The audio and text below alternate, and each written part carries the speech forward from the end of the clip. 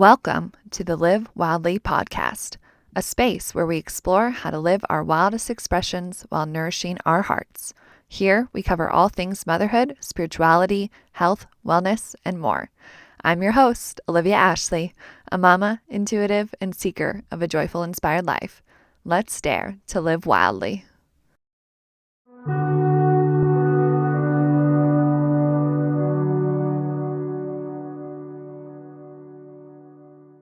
Hello, lovelies, and welcome to another episode of the Live Wildly podcast. It's so nice to have you here. Today, we're going to talk about creativity and the importance of creativity and how we weave creativity into our lives. We are ultimately creators, and every breath, action, moment that we are here, we are creating. It is as simple as that. And so today, we're going to dive into looking at a relationship with creativity, what creativity is, how we are creators, and what we need to know to help us really make the most of our creative power. Before then, I'll give a little bit of a life update.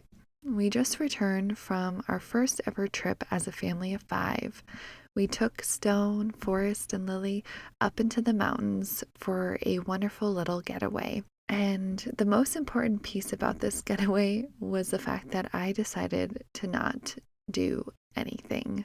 And by that I mean I really took it upon myself to not bring anything outside of my phone, a pair of headphones, and my journal and an oracle deck, to just really make the focus on relaxing, being present, and enjoying myself.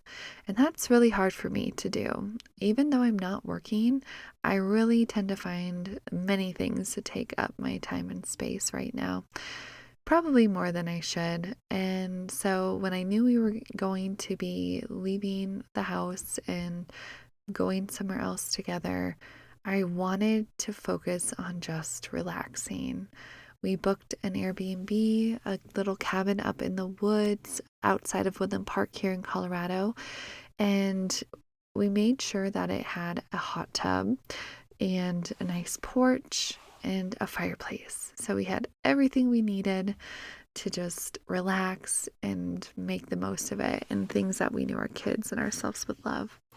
So it was a really special time. And our second day there, we prioritized a snowy mountain hike. And so we did a 3-mile trail up the side of a mountain with the kiddos and our dog. And it was just magical. It felt like it was just our own special time to connect and explore and have a little adventure. So after the hike, we came home and again had a fire, and the kids swam in the hot tub. And then I finally got to go in the hot tub while Stephen held Stone. And it was very powerful. I rarely get moments to myself where it's just me. I'm not holding the baby. I'm not nursing the baby. I'm not doing something else for the family or playing with the other kids. And so just going out into the yard under the stars and the trees, listening to the wind, just alone in the hot tub at night, was really interesting. I realized that a lot of the anger that I've been having come up recently is really grief. It's sadness masked by anger. And I think it's because I haven't had the space to really feel it, to just process it. And it amazes me how much grief you can just feel, how much grief sits within your body and is under the surface and can come out to manifest in your life and in your feelings in many different ways outside of just sadness. And so I had this really heart-opening moment of missing my father, of feeling really alone, lonely, raising kids, having a family, being in this world can feel really lonely at times and overwhelming. And so that just all came up for me in that moment in space. But then it also brought me to this beautiful place of what is happiness even? You know, I feel all these things of grief and I'm angry, but what is the flip side of that? What is my baseline? what moves me, what inspires me, how can I bring more of that into my life? Because with the days as full as they are, taking care of children, yourself, everything is just get the foundation and necessities done. But I also want to make sure that just like this, taking this trip was part of this, that we are also introducing and bringing forward fun and creative, heart-filled experiences for ourselves and for our children. So I had some fun and inspiring ideas come forward that I'm looking forward to putting into action in time. And so we had another night's rest, and then we took the kids to a dinosaur museum, the Dinosaur Resource Center in Woodland Park, which was really fun.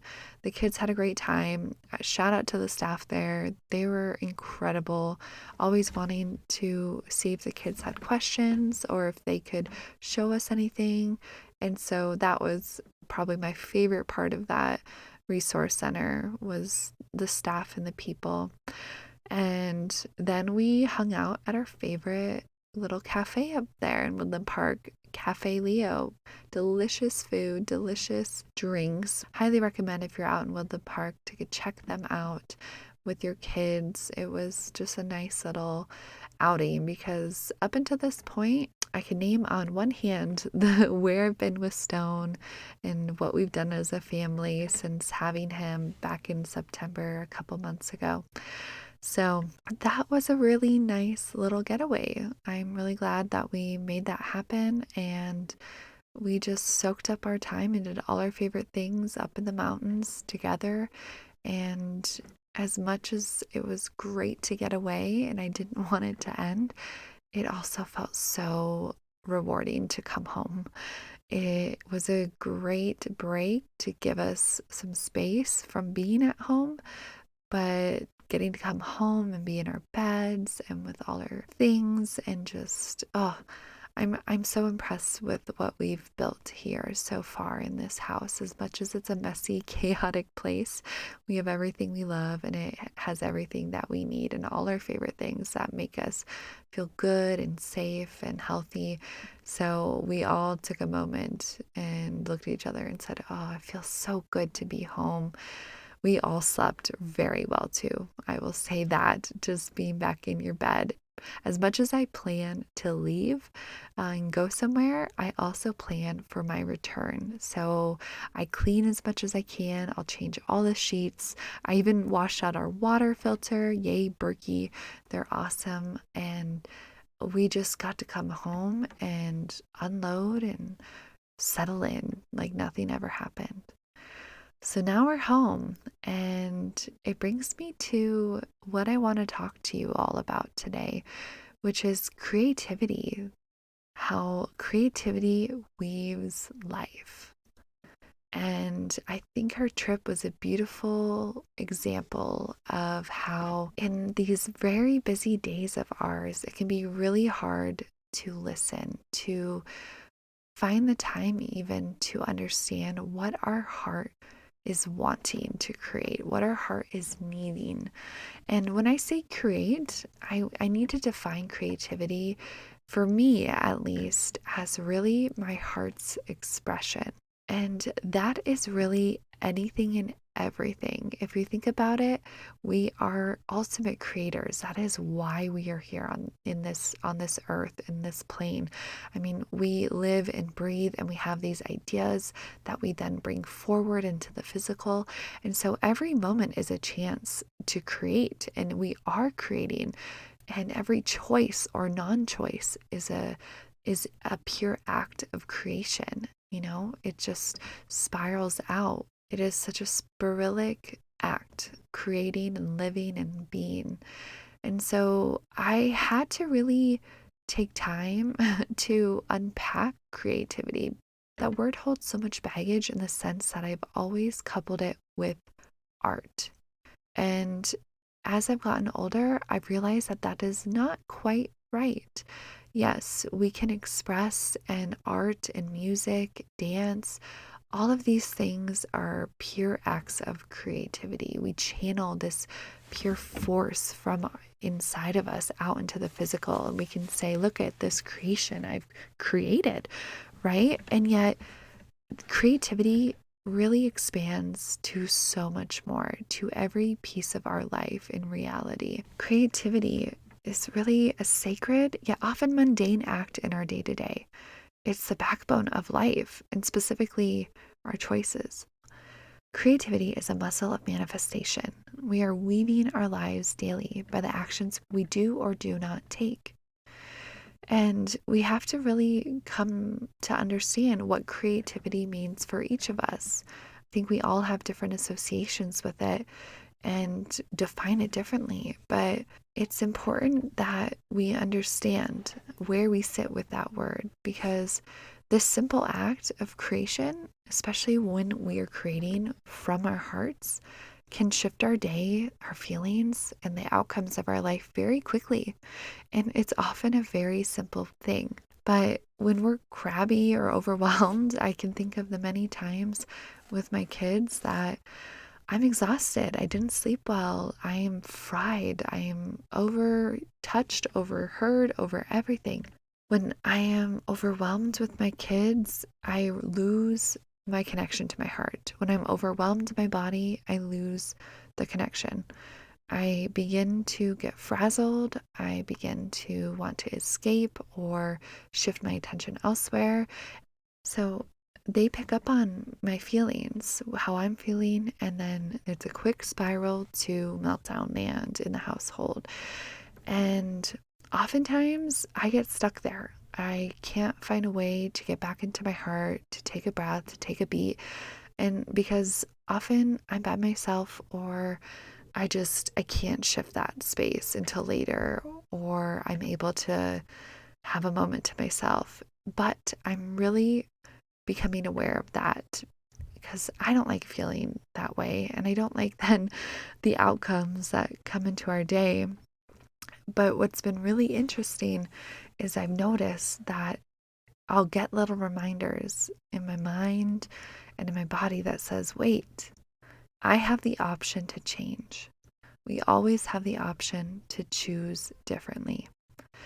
And a recent example was the other morning, Stephen was at work, and I can't remember what happened, but Lily and Forrest were fighting over some toy, and everyone had eaten, and the baby had just woken up. And so it was kind of like, okay, it's morning. I have a whole day to figure out together. And we're already kind of at our end point with how we're feeling, or with our patience, with how we want to treat each other. And part of me just wanted to sink into my phone and ignore them and say, you figured out, right? I just don't want to do anything. I'm tired. I just want to go lay in bed. Oh, but I'm stuck here.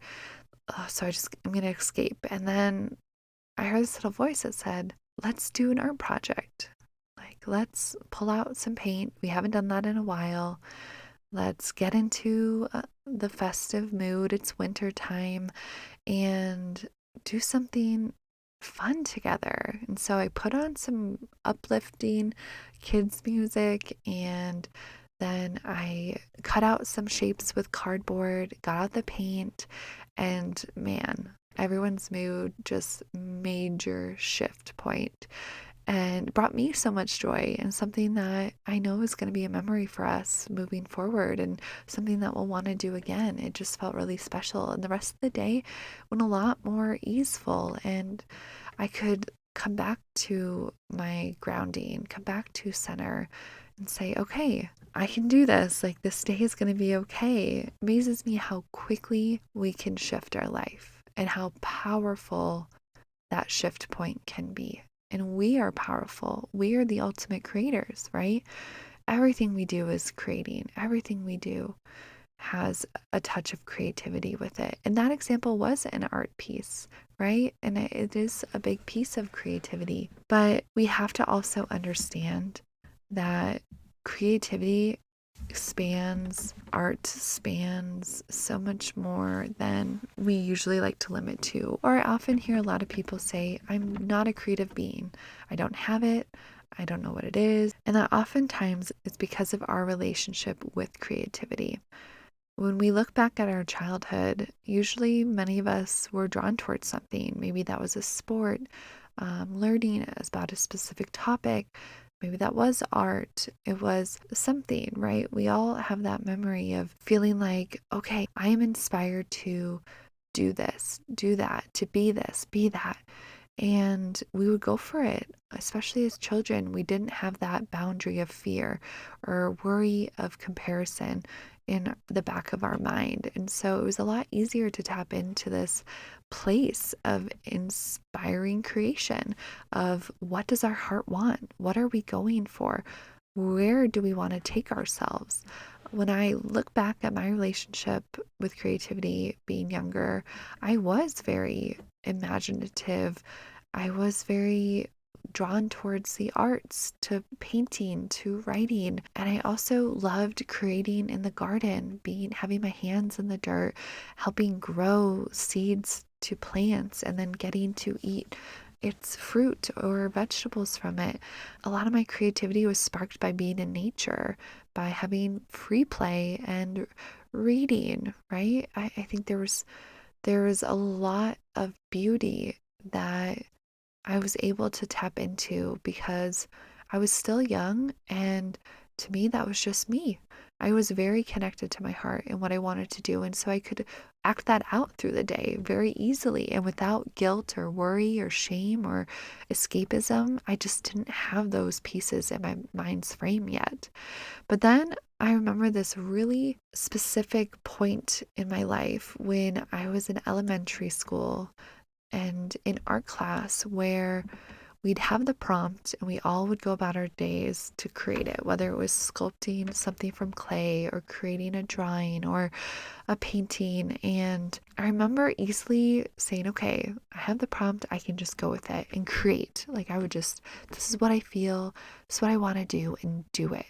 And I could easily pull forward that idea from within, that unique expression of mine. But I started to realize that many others around me, usually like 1 to 3 other people, were just excelling. I mean, they could just make the most beautiful clay sculpture, or their drawing was immaculate and lifelike.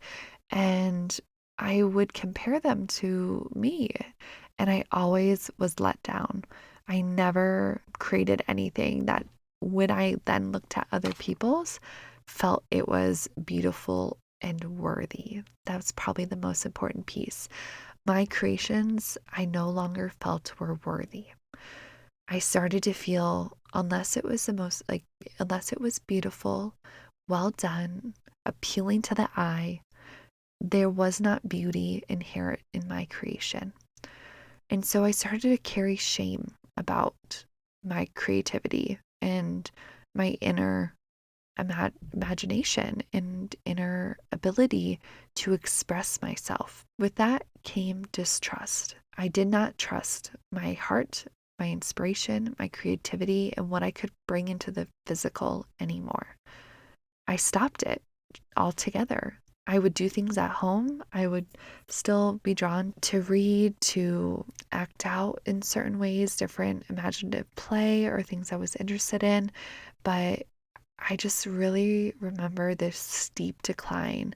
I stopped taking art classes. I no longer signed up for them unless they were mandatory. And it is really sad to me. I think it's something I've struggled with till this day. I'm just starting to reopen that space within myself. That is where my creativity comes from.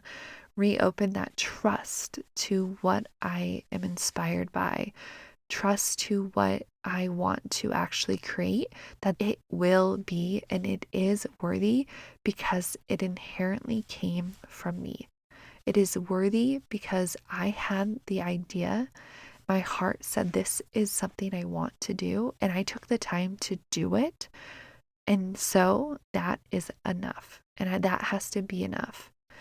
And that comes to with this podcast, to my job, to mothering, to relationships. I think why I am bringing forward creativity is because it truly is the foundation of everything we are going for. Everything we have in our life is because we are listening, because we are expressing from our inner selves, from our heart, our wants, our desires, our inspirations, our pulls, our imaginations, our dreams, our feelings, our thoughts. I mean, right? Everything stems from creation, from our inner well of creation. And so when I only was able to look at others and say, wow, they're way better.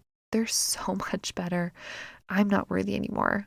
I closed down and I lost myself. I lost both the ability to trust myself, but I also dampened my inner well of creative ideas. I mean, when I look back at the last 10, 15 years, I rarely had my own ideas or thoughts because I had gotten so good at not having them.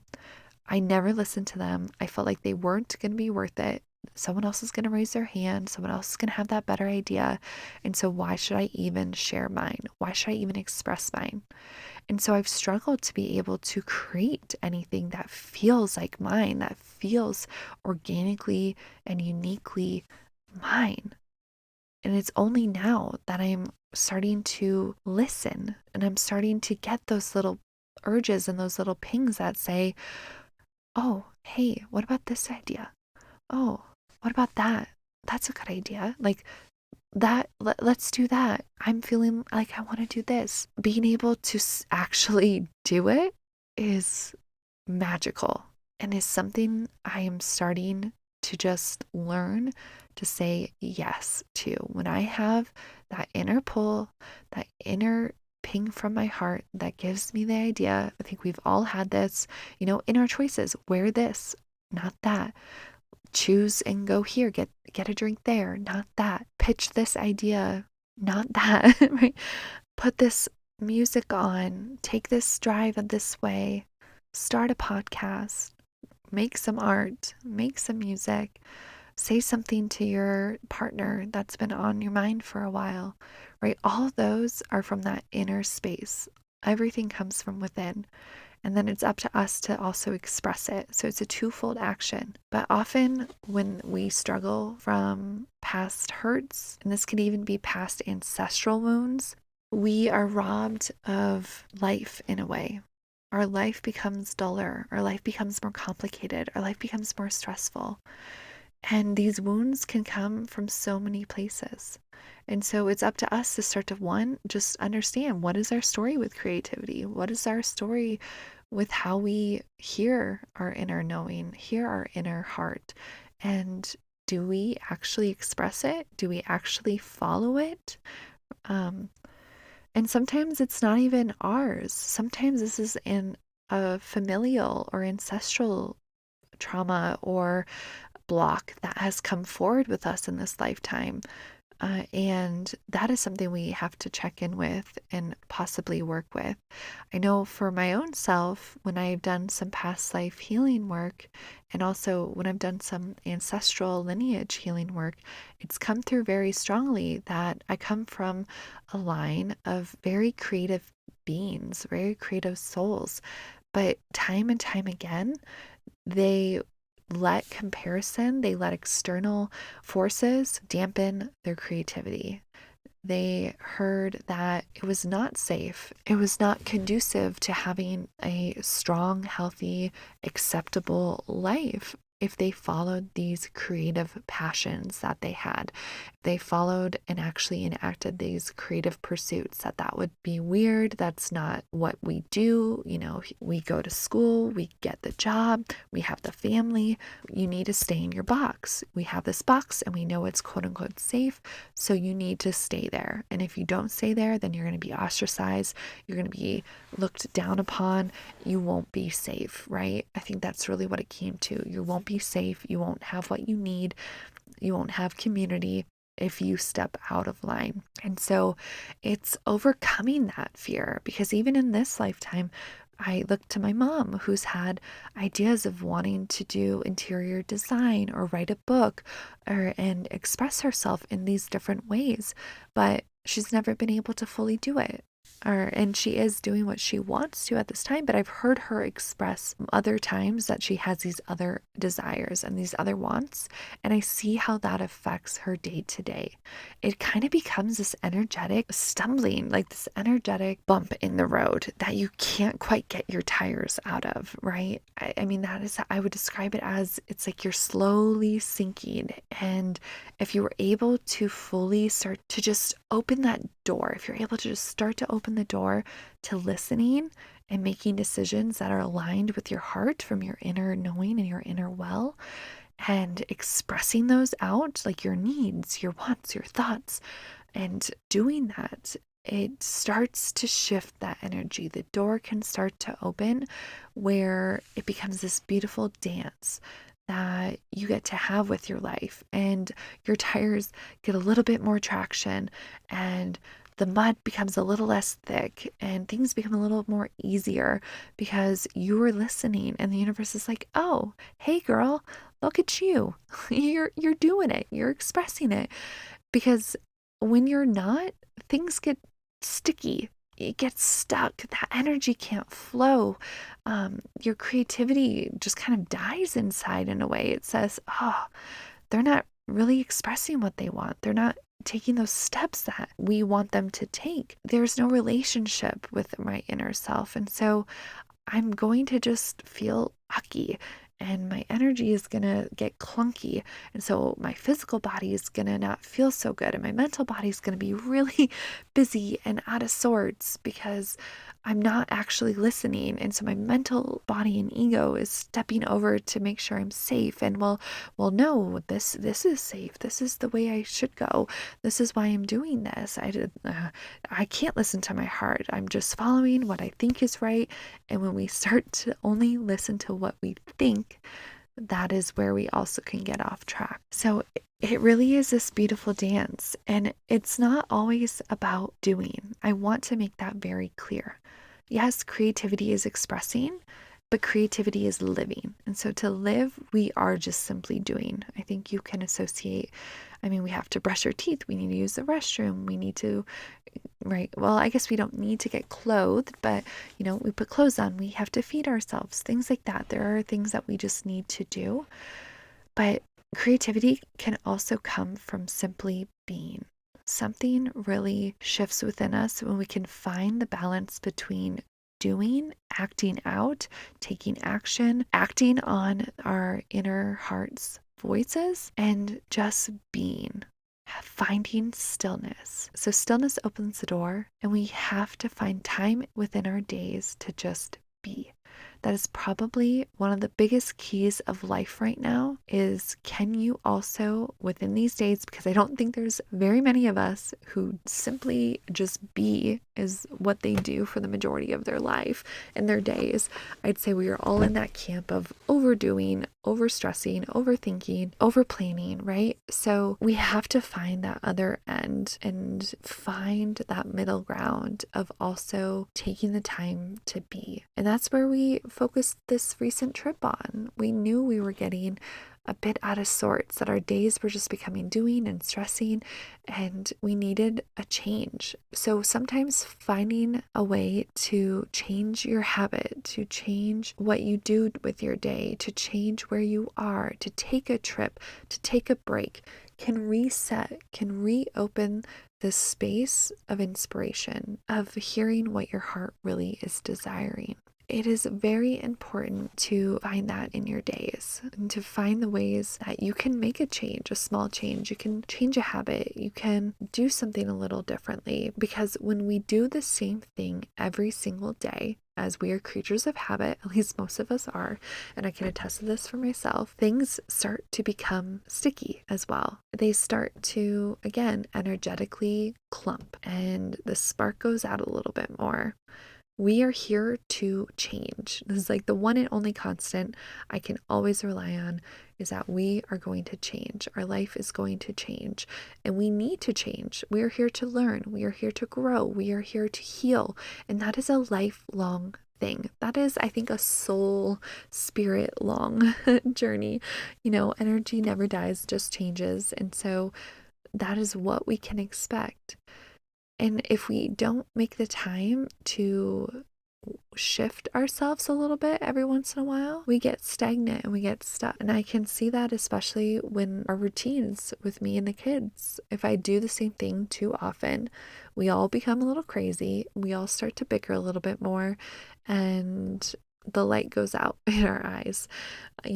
And kids are wonderful, and it does not take much to keep them happy. But also with myself, it can be challenging to find the time to do something different or think of something that would be fun. And so some of my top tips that I would share to help you make that change in your day would be to listen to music, put something on that just feels good, makes you dance, makes you cry, makes you laugh, whatever that is, gets you just back into your body, shifts your energy.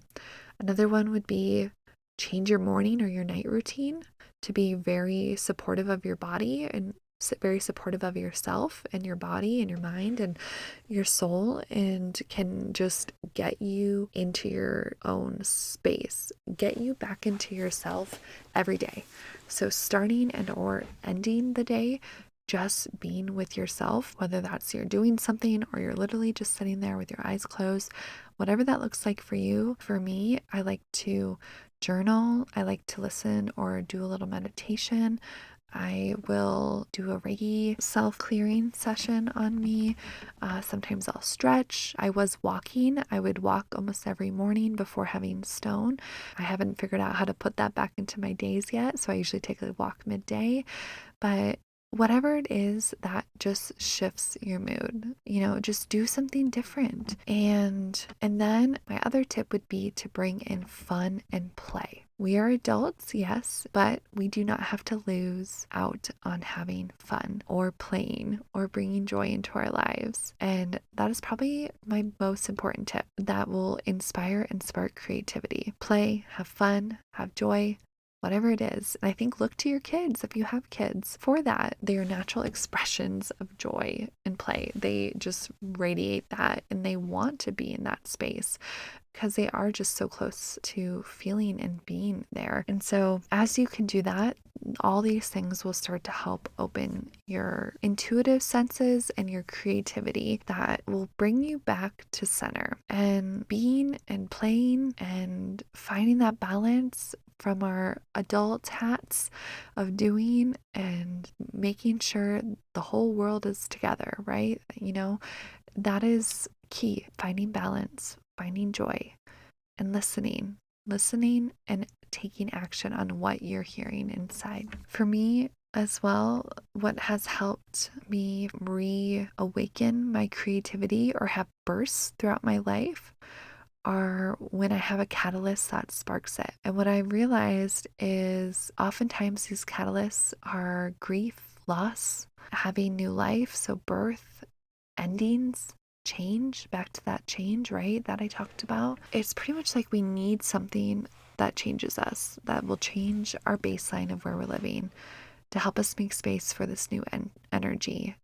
And it brings inspiration forward. It sparks it. And when we go through these big changes, such as grief or a new life, a birth, oftentimes it's not going to be right away. It's going to take time for everything to settle, for you to come back to your new baseline. And if you are listening and taking time for yourself and taking care of yourself best you can, you'll start to have these moments of inspiration in the stillness.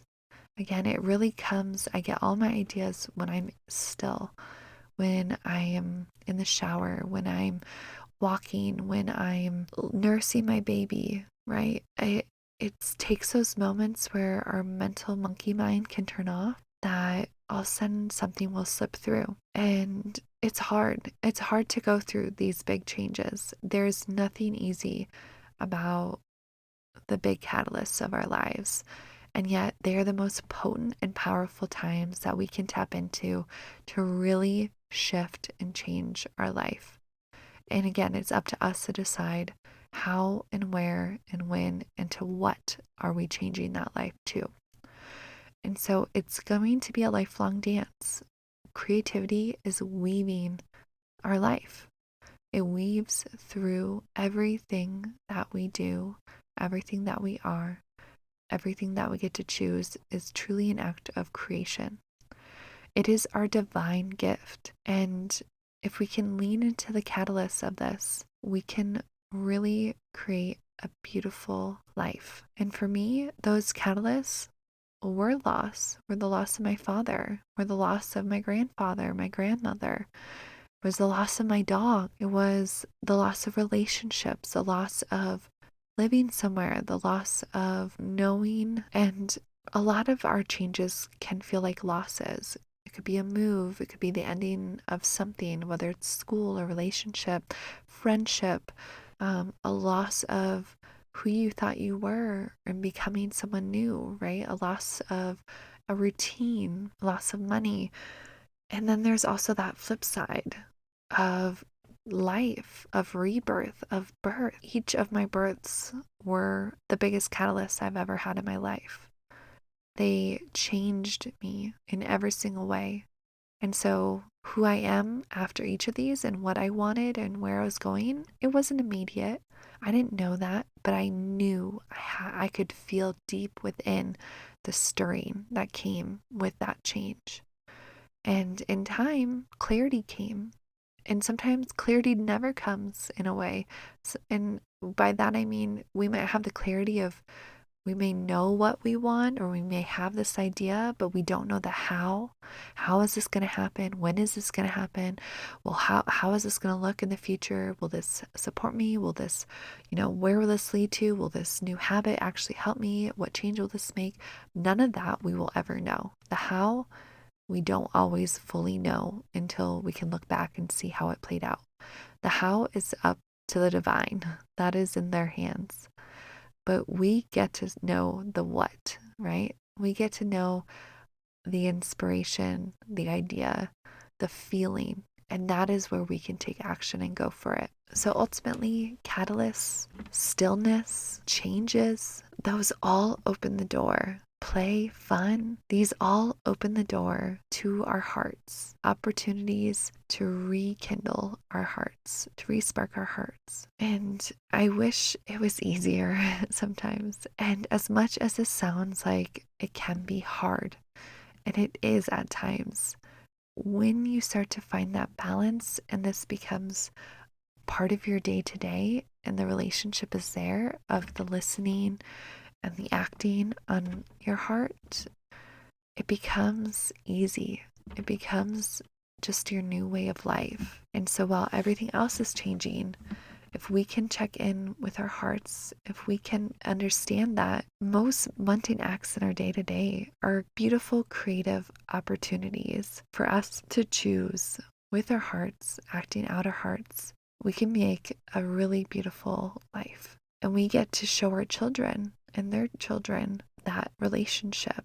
We don't have to continue the story that if you listen to your heart and you act out your truest creative desires, you're going to fail and be unloved and be unsuccessful and have no money, and you're not going to be accepted in society. That just dampens all of our hearts and makes life so much more of a struggle. Instead, we can show them by living through our heart, through our creative expressions, by bringing in play and joy and learning from when we're dysregulated, when we're crabby, when we're all unhappy or we're stuck or we're struggling or something major happens in our life.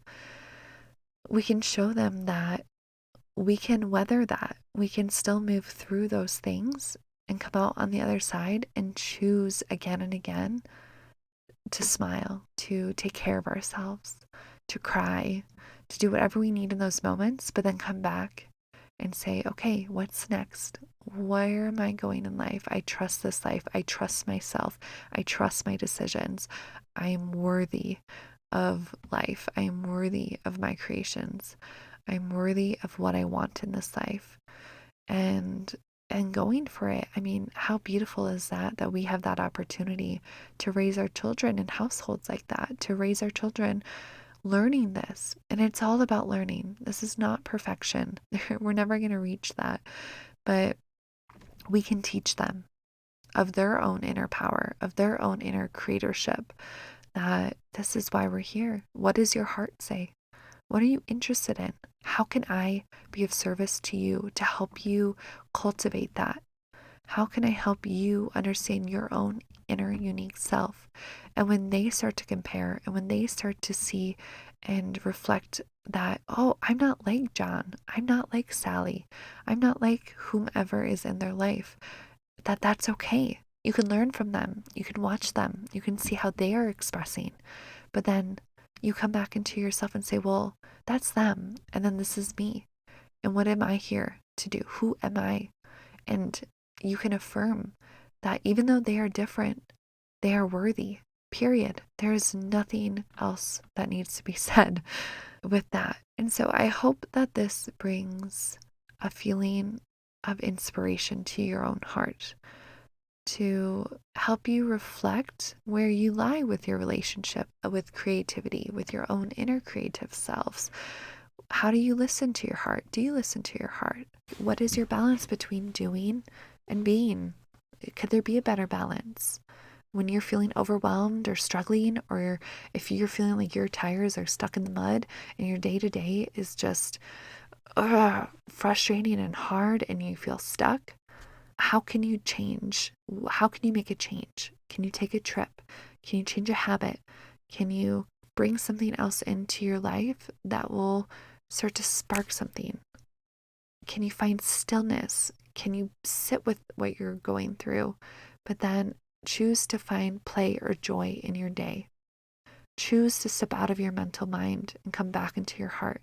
And maybe that's not something that is comfortable. Maybe you need help in a guided meditation, or just a reminder to say, I intend each day to listen to my heart, to let my mind take the back seat and my heart to come forward and see what comes forward in that day for you. And make that a practice every day. And again, it's about consistency and learning. And so creativity doesn't have to be hard. Creativity can be easy.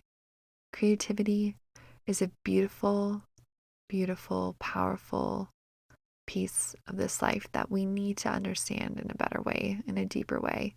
That how we show up, the choices we make, the ideas we have, what we do or do not do, is all creating the life that we are living. And so it's important that we're aware of them. Awareness is the first step.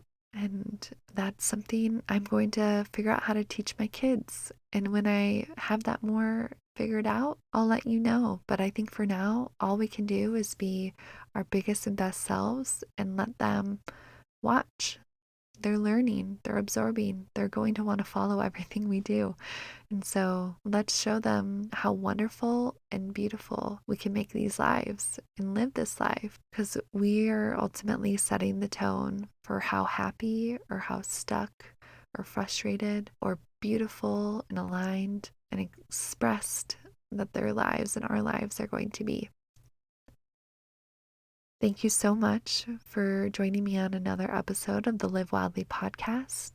I'm your host, Olivia Ashley. You can find me on Instagram at WildlyOlivia or Live Wildly Podcast, or at my website, www.olivia-ashley.com. I love if you could rate and review the podcast, and I'll talk to you next week. Bye.